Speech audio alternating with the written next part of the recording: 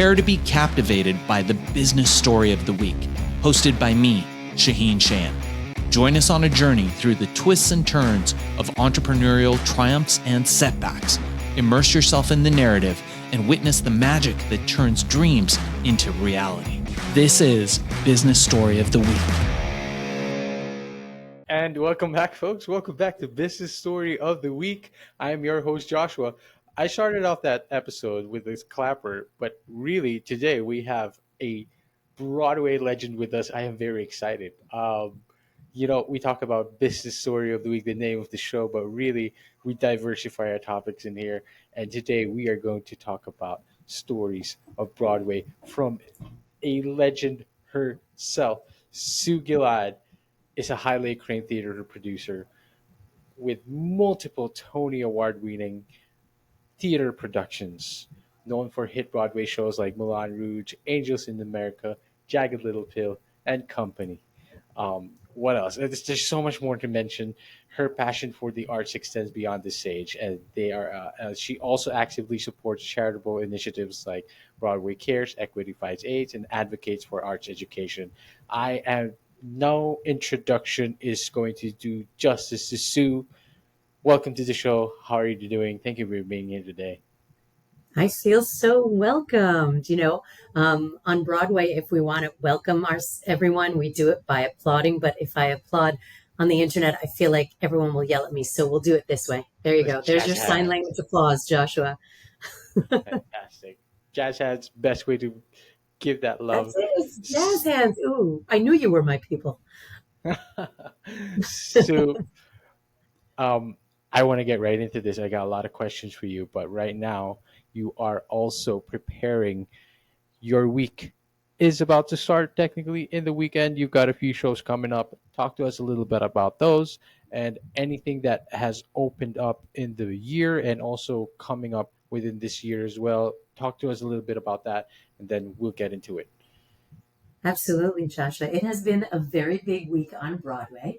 This past Tuesday, the Tony nominations came out, and there were 36 Broadway shows that opened this past year. So not quite enough nominations to go around.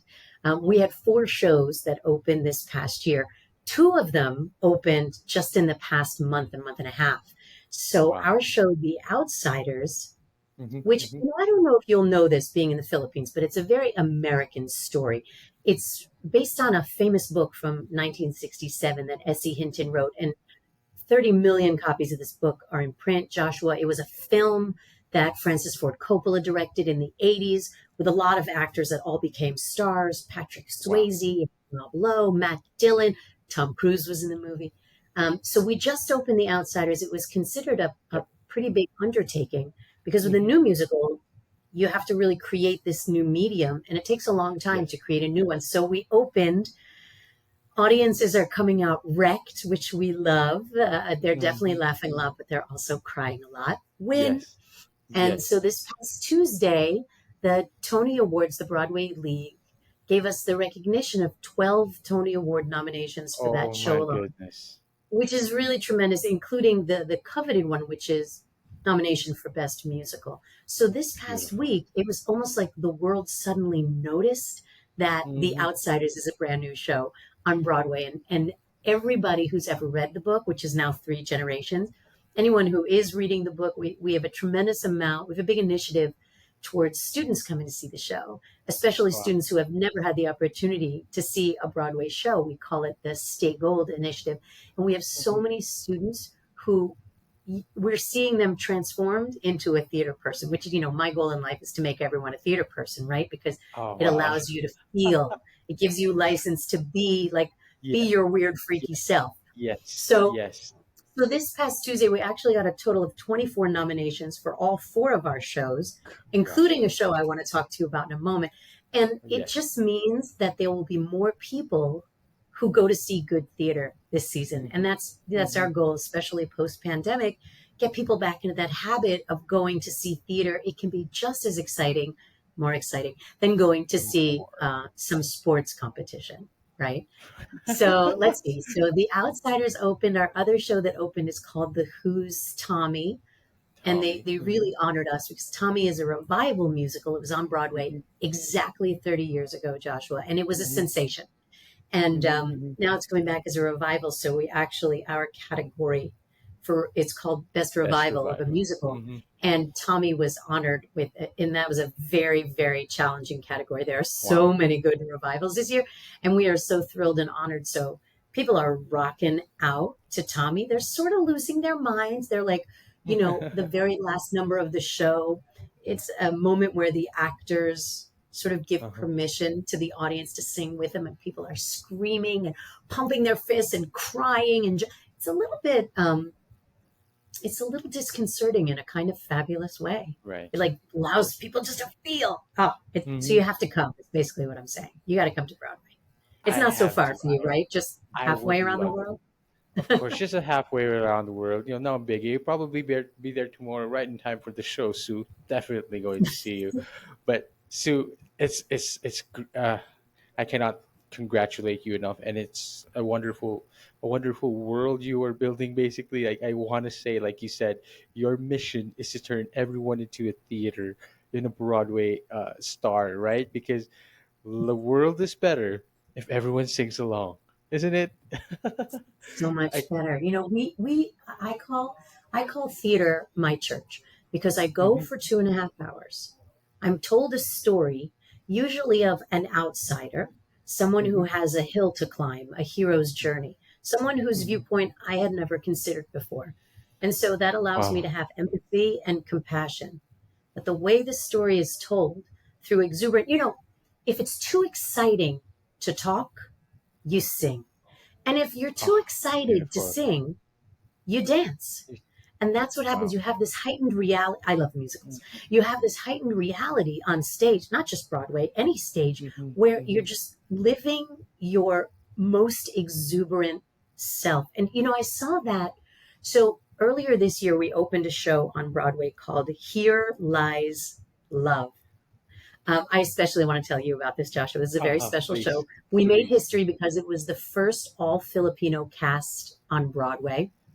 And it was a very unique Wow. show. It told the story of Imelda Marcos and Ferdinand Marcos, but really Imelda Marcos's rise to power. And Mhm. it did it in a Wow. joyous disco, karaoke kind of, you're just being swept Mhm. along as history is being made. It was an immersive show. So you're dancing on the floor. Platforms are appearing in front of you with the actors on them. The actors are Wow. dancing and singing among you. It was Wow. really like being a part of history. It was so incredible and so beautiful. Mhm. And even though the show closed earlier this year, we were still honored with 4 Tony Award nominations on Oh Tuesday. my So the goodness. fact that the nominating committee remembered that Here Lies Love was a groundbreaking show is really special. Wow, that truly does sound special. Of course, close to my heart as well. Imagine an all Filipino cast in Broadway. How much more better can that get, especially for representation for us as well. Sue, thank you for taking that on. Thank you for that, bringing that to the world. Sue, I love how you describe Broadway. I love how you say that it can be your exuberant self, your most exuberant version as can be. But Sue, did you always know you're going to be in Broadway? Did you always know you're going to do theater, so to speak? Oh, Talk to us a little bit about, take us a little bit back, childhood memories, anything pivotal in oh, your yeah. experience. What is the story of Sue Gilad? Well, you grow up doing what your siblings do, right? And my big sister Right. loved dance class. So I just went Wow. to dance class with her and I Okay. loved dancing. Of course, you won't be Hmm. surprised to hear this, Joshua. I could never shut Uh-huh. up in dance class. Everybody else would just be dancing. I'd be dancing and talking. So I was like, where in the world are you able to dance and talk? Oh, Sue, you should go over to the theater. That's where your people are. They never shut Where? up. Okay. And then I actually majored in English language and literature in Hmm. college, which at the time seemed very responsible. But now when I look back at it, it makes perfect sense because my job is to find and tell incredible stories. And Hmm. so, who better than an English major to read stories all day for 4 years than to discern what makes a compelling story? So, I was supposed to do grown up things. I am uniquely terrible at grown-up things. And I had some friends from my dancing days who said, I'm just going to audition for this show, and you should audition too, and sing this and wear that, and it'll be like a free dance class. It'll be so much fun. Mm-hmm. So that was how I started as a performer. And to be candid with you, Joshua, I was never very good. I loved being in the room. I loved Mm-hmm. making the magic, because you Mm-hmm. start off as strangers, and 2, Right. 3 weeks later, you can't imagine there being one person missing. Like, it's such a family, it's such a tribe. Everybody Mm-hmm. relies on everybody else. So Mm-hmm. once Mm-hmm. our shows, when I was in a show, once it was in performance, I found myself getting bored. And being able to do a show 8 times a week is a very specific skill that I did not have and did not want to develop.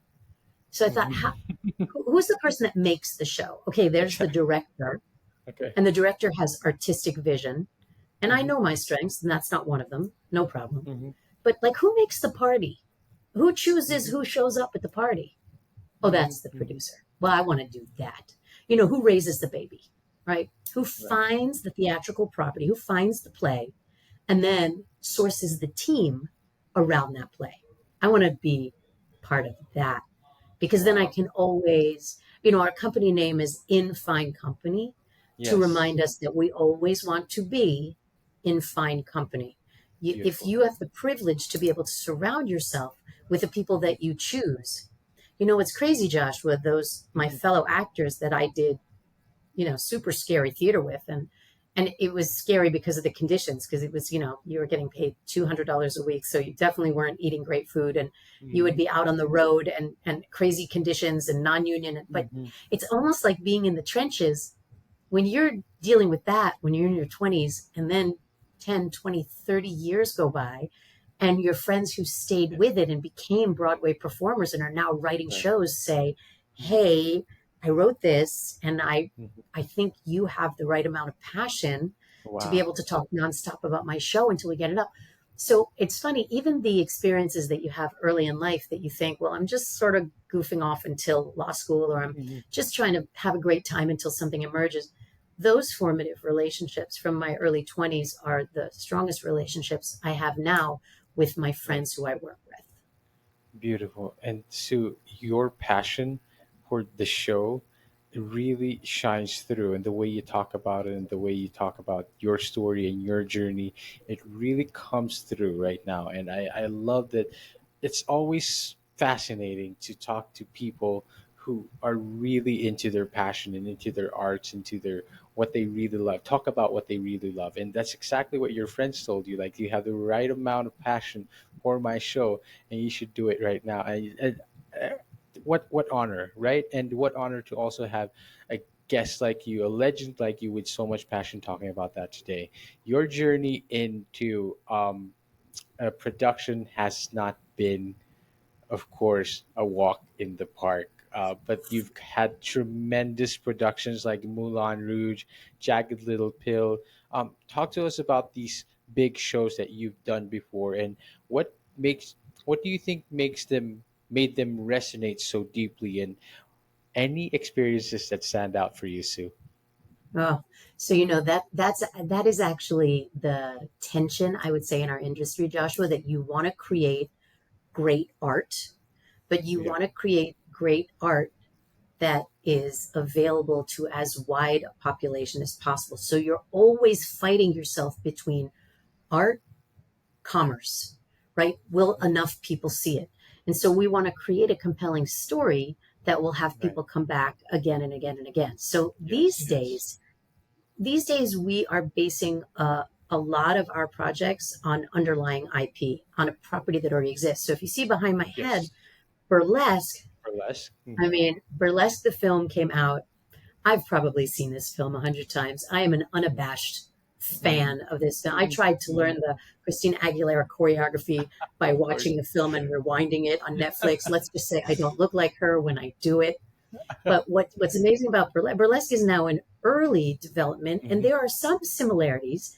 When you look at Burlesque and you look at the audience and you look at the journey of Uh-huh. one person being a fish out of water and Right. pursuing their destiny and their family and finding their chosen, it's not Mm-hmm. unlike theater itself, right? Finding your chosen tribe.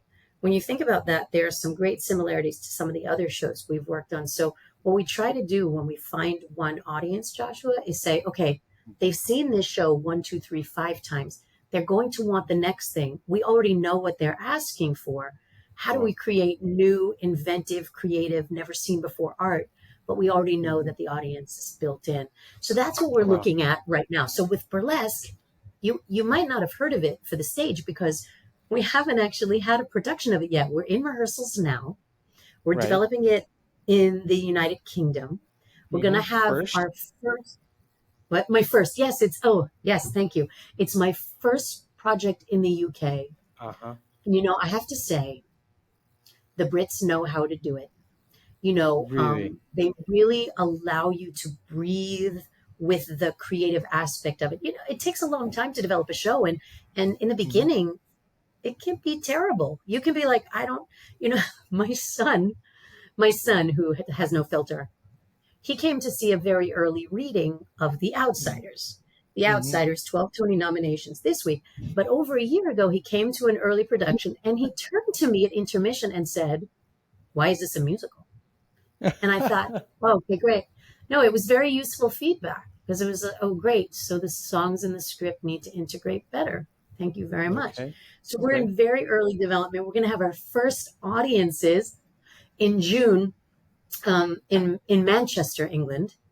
And it's sold out. Christina Aguilera is our executive producer. She starred in the film.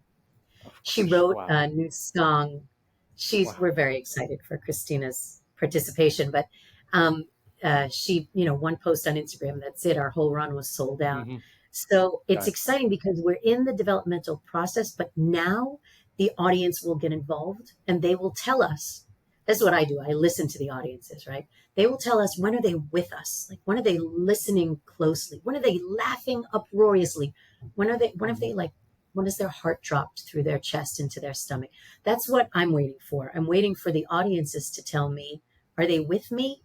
Is this a show that's going to change their life? That's going to make them come out with a different, broader worldview, open their heart, open their mind? That's what I'm gunning for. Wow. Wow. And if that doesn't happen in every show, of course it does, Sue. In every show that you probably made, you probably touched so much lives and, touched all these emotions. Well, I fall in love with my shows. They really become your children. And sometimes you have no perspective on them, which is why it's so great. You have a new audience every day to tell you, yes, it works, or no, it doesn't work. Wow, of course. And, Larry isn't with us today, by the way, and he is always deeply involved He's with pretty your charming. partnership. That guy, I like him. Yeah, in one of the episode B-Way show, you said your partnership with Larry started in disaster, quite literally disaster. Yeah. Well, it's very, very good to have a partner who really did grow up in the business. And Larry actually has a pedigree, unlike me. Larry was a theater major in school, which means he knows things. He knows how to hang lights. Wow. He knows how to sew costumes. And in our early productions where you needed to be both producer and, custodian, you had to do absolutely everything. There was one show where it wasn't going to be ready. The costumes weren't going to be ready. And so Larry took out his sewing kit and he was like, let's go. And, I was sort of the camp mom. I brought everybody sandwiches. But it was kind of amazing to watch him in action. And you sort of forget when you're a producer and you end up hiring everyone who's top of their game. You forget, oh, right, my producing partner has tangible skills as well. And he saved that show. That was awesome. But Larry's husband, who was a big Broadway star, whose autograph I still have in my parents' basement when he was in a chorus line and I was a kid. So Larry's husband had created this show, literally called Disaster, Joshua. Disaster, the musical. Yep. Exclamation point, right? Disaster. And it was based on all the disaster films of the 1970s, Poseidon Adventure and Towering Inferno and all these crazy. It featured a very fun soundtrack of all the songs of the 70s that you still know and sing. And I think probably because, Larry was married to Drew, they said, all right, you two are plucky. Why don't you join the producing team as Hmm. associate producers, and you can sit at the table and, sort of like learn. And then we ran all the errands too, which we were happy to do. We were running around town like crazy people. We put together the opening night gifts, which were 1970s candies, little bags of candies for all the cast and the crew and the Hmm. company members and everyone who made it happen. And that really opened up a lot of doors to us because Disaster got a Tony nomination for one of its stars, Jennifer All Soren, right. and it Wow. ran on Broadway for 4 months. And Hmm. now it's licensed all over the world. You might see it in the Philippines, Joshua, because Really? Disaster in every high school, they're doing this show. They love the zany story. They love the fact that it's Hmm. a million different characters playing Hmm. crazy roles. They love the fact that Hmm. the music is the 70s, so it's fun to sing. Yes. But that, yeah, I mean, listen, if you have a show called Disaster, you've got nowhere to go but up afterwards, but it was such a tremendous experience. We got hooked. We got hooked on Broadway. Hmm. That's it. And I remember you exactly mentioning that it was such a great experience. It was such a fun experience for both of you together as well. And on the same episode at B-Way show, you also mentioned you've never had love like you've had on opening night. And I thought that was Yeah. beautiful. It's like it's all the culmination, all that work, and you are about to have that opening night soon, are you not? Yeah. Sue, Yeah. talk to us about, walk through us about that emotions and why Ugh. is it so rewarding and what is this upcoming opening night? So, what's amazing about opening night, Joshua? Back in the day, Hmm. opening night used to be the night that all the critics came to see the shows, and they would frantically write their reviews all night. And then the next morning, the reviews would come out. So, there were very high stakes Yes, opening night. yes. Now there's Hmm. this magical thing called the internet. You've heard of it. And so the critics actually come when the show is what we call frozen. So five Right. or six performances before opening night, the critics have their choice of when they can come in. And what this means is opening night now on Broadway, it's only for the people who made the show happen. It's only for Oh. the creatives, the producers, the Hmm. investors, the friends and loved ones of the cast and the crew. Right. So the Oh, opening night lovely. performance, the moment that the downbeat starts on the music, there's this crazy roar from the audience, and the cast knows we can do nothing wrong tonight. They Yes, already love us. So yes. you have that audience, which is basically like a rock concert, our version, yeah, of a rock Uh-huh, concert. uh-huh, And uh-huh. then you have an opening night party in which you just get to celebrate what it was that you spent years and years creating. At Wow. our opening night party for The Outsiders, Angelina Jolie, the actress, became one of the producers on the show because her daughter Hmm. Vivian had seen The Outsiders when we were developing it out of town in Uh-huh. California. And she Hmm. came back and saw it and saw it again and saw it again and finally said to her mom, I really need you to see this show. It really Hmm. speaks to me. Hmm. And then her daughter said, I'd like to be a producer. And Angie was like, "Ugh." So, called our team, and they joined Team Outsiders almost a year ago. And both Wow. of them have been tremendous and major partners. But the interesting thing about Angelina Jolie at an opening night party, and Alicia Keys came to our opening night party because she has a Beautiful. show on Broadway this season. And, you know, Oh. all of a sudden Broadway becomes bigger than just our little street, that what it used to be. Now all of a sudden we have music Mhm. royalty and Hollywood royalty, and Mhm. it becomes a sense of fun and community. But also, these are people that I know intimately but don't know me, and suddenly there they are at Right. your party. So it's a little bit surreal as well, Mhm. Joshua. Mhm. And then the other really great thing is because now we do have an internet and we do have disparate and unique voices. Yes, the Yes. New York Times review matters, and yes, the Wall Street Journal review matters, and Entertainment Weekly and Deadline and the New York Post. But when you have Right. influencers and TikTokers and people who they're just theater crazy like I am, and they're just Uh-huh. sharing love, it Uh-huh. helps us so much with every show. So it's not riding on one critic or two critics anymore. It's really about Mhm. individuals who find their show and the property that speaks to them. That's beautiful. Oh, what a beautiful way to put it. Sue, and of course, it's like a culmination of all your hard work on that night, put all together, and a validation of everything and of course, all the love that you could possibly receive. It's a beautiful night. I'm very excited for you this weekend and all these other coming opening nights that you are going to be having. Sue, it's been quite the ride, and you've navigated through so many challenges. I bet complexities from being so from bringing a show from conception and onto the stage to actually seeing that come to fruition, especially with large scale productions and what you're doing right now. How are you seeing yourself in the future? What are the future aspirations of Sue Gilad? Like, Ooh. do you see yourself continuing into the theater, into Broadway? How any shows in your mind that you would like to come to fruition? But more than that, Sue, is there a story that you want to write outside of Broadway? What are the personal aspirations of Sue Gilad? Oh, I love that so much. What a great question. My initial reaction is Mm-hmm, most Broadway producers eventually move to film. I see that with mm-hmm, my mentors who are a little bit older than I am, that they all are starting to either dabble in or have substantial experience in film. And you know why, mm-hmm. Joshua? Because Broadway, you have to fill the same seats every night. And that can be a challenge.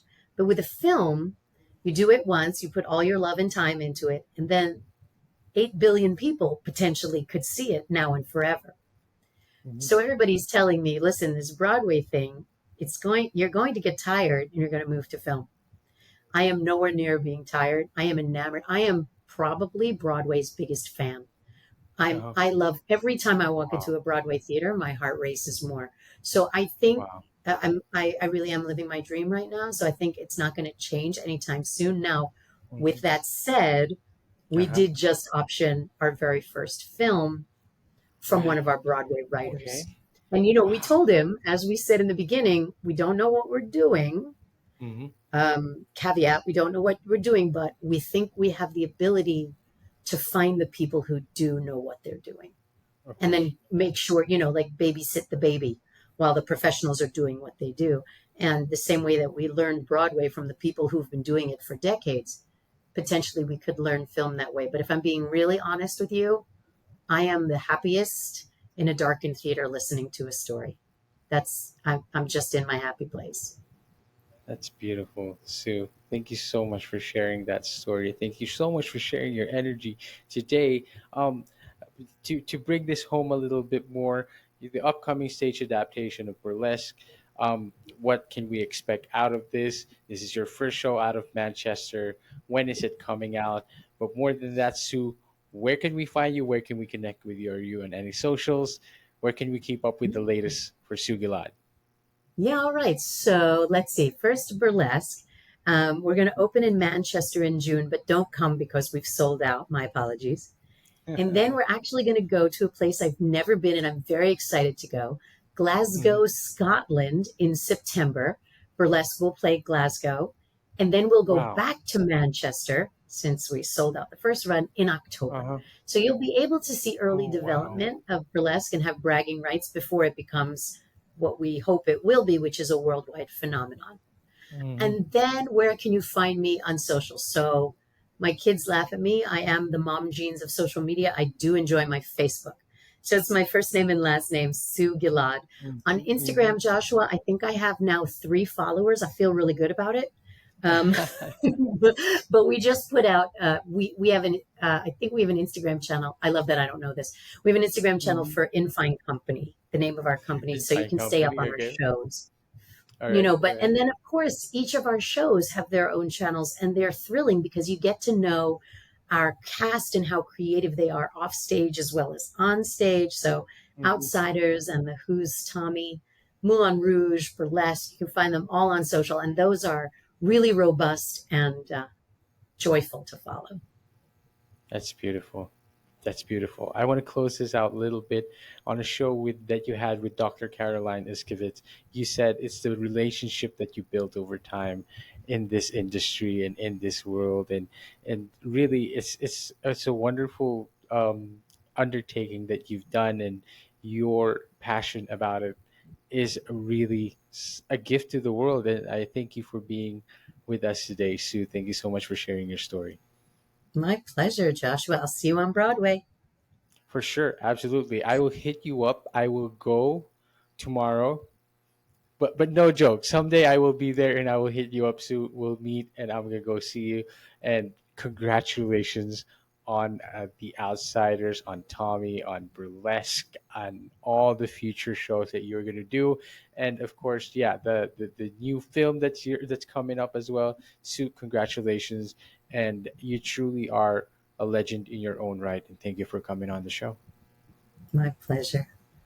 Fantastic. And to all our audience and listeners out there, I hope you enjoyed it as much as I did, because I definitely did. We'll see you on the next one. Bye bye. All right, so here's the thing.